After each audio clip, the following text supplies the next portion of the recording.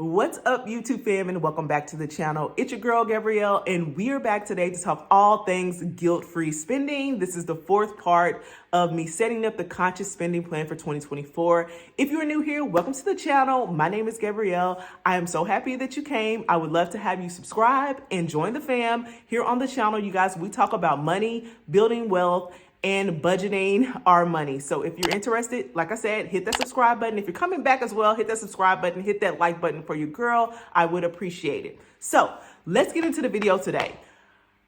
We are finally at the end, which is my favorite section, guilt-free spending. I don't know what it is about just having the money, a big pile of money sitting there that you can spend on whatever you want to spend it on, that just gives me the budget feels, but it does. So if you have not been watching my channel and you're new here, I am setting up a conscious spending plan for the year 2024. There is a new personal finance guy who's making the rounds here in the finance community called Ramit Sethi. He's actually been around for a while, little to my knowledge, but I first found out about him watching the Netflix documentary that he has, and then I read his book, and it just had me hooked because I love psychology and I love money. So those two together, he puts those together and helps you create a plan to spend money where you want it and enjoy your money now instead of some future date where, you know, you're 50, 60 and you've saved all this money and now you have to spend it and you really don't even know how to spend money because you saved all your life. So I just don't want to get into that habit, and life is short. And I have faith that God will provide for me. So I am going to enjoy my money now, some of it now, do the things that I want to do with it. So sorry for a long spiel, but that is where I'm at with my money journey and my budgeting journey. I've been budgeting for a long time. I have plenty of videos. I have paid off a bunch of debt.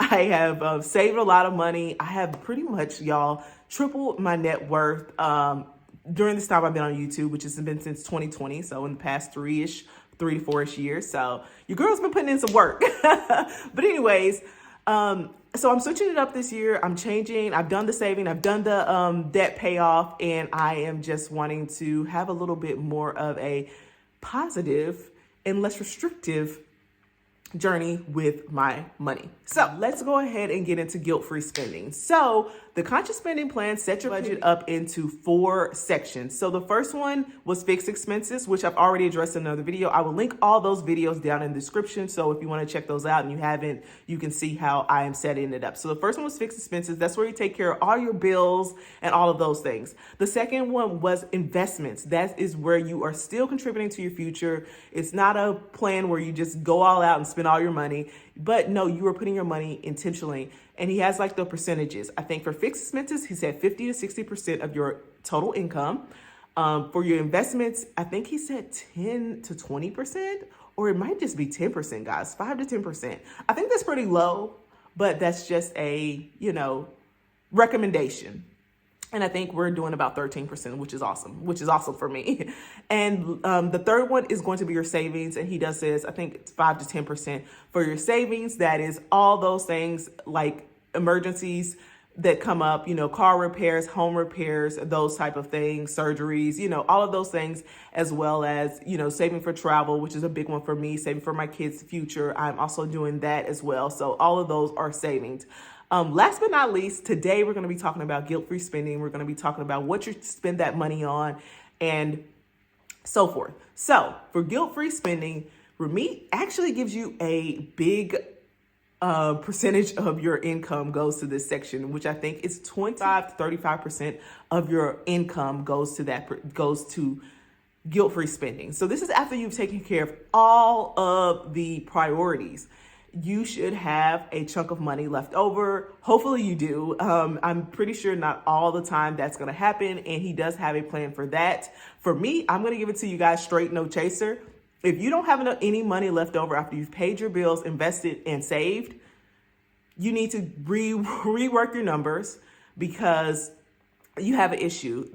And there's not very many ways to get out of that unless you, number one, increase your income. That is a huge one. Increase your income. That can take, the form of many different things. You can do side hustles. You can go back to school to get, a better high paying skill, something like that. Those are some of the recommendations that I would give, but you have to increase your income.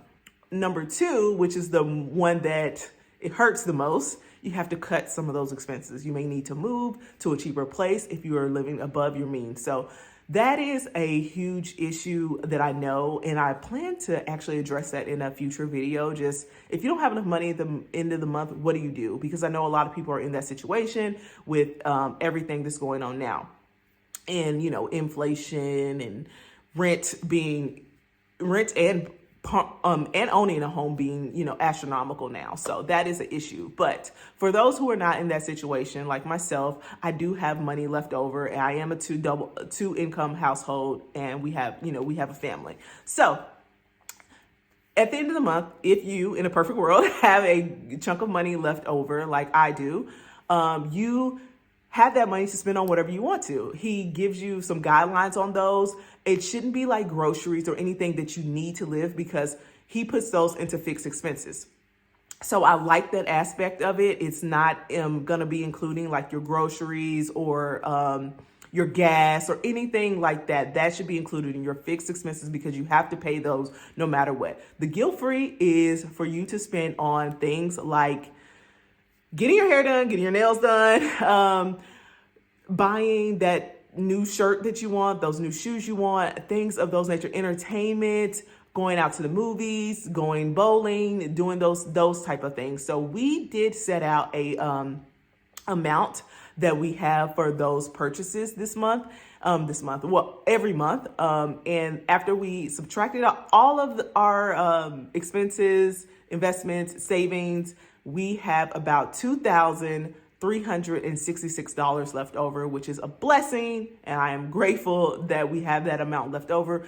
But also, I'm going to tell you guys that we have a lot of things coming out of that, you know, I didn't include into my fixed expenses, because things like subscriptions, things like my kids' sports, gymnastics and things that my girls are in, I don't want to include those into my fixed expenses, just because if something happens, like I lose my job, I will get rid of those things. I'm sorry. At the end of the day, I'm going to get rid of all the subscriptions.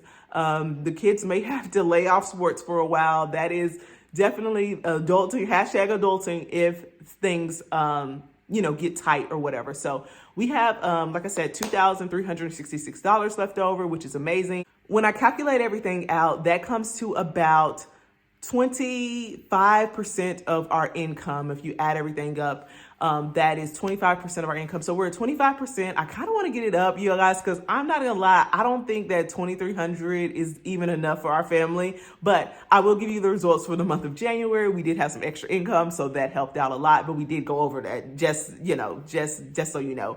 But I do feel like 25% is good. I wish to get higher than that. Some of the things that are affecting that, I will tell you, is our car payment that I have right now. If we didn't have that car payment, we would have a lot more money. But that's a choice that we made to get a newer car and so forth. So that is where we're at in regards to the guilt-free spending, you guys. You should not feel guilty about that. That is why it's guilt-free. You spend that on whatever you want, because it's money that you have. You've already taken care of all of your other priorities. So you should have no guilt on spending this money on whatever you want to spend this money on.